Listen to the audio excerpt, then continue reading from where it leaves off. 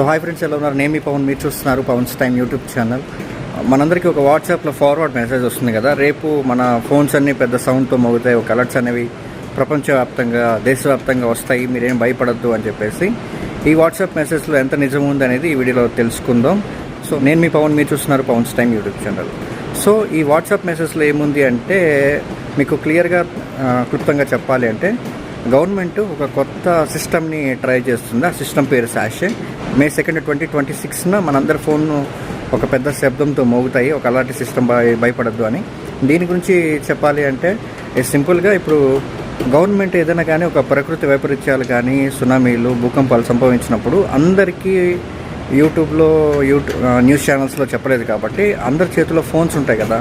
ఈ ఫోన్స్ అన్నిటికీ ఒక అలర్ట్ పంపించే విధానాన్ని ప్రస్తుతానికి గవర్నమెంట్ అనేది చెక్ చేస్తుంది.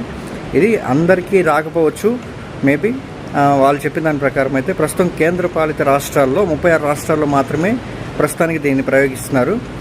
తర్వాత ముందు దీన్ని వ్యాప్తి చేయొచ్చు.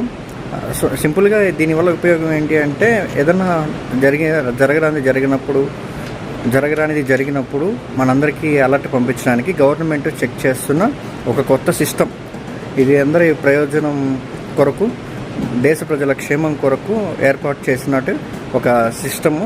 ఇది సెంట్రల్ గవర్నమెంటే చేస్తుంది. Thank you.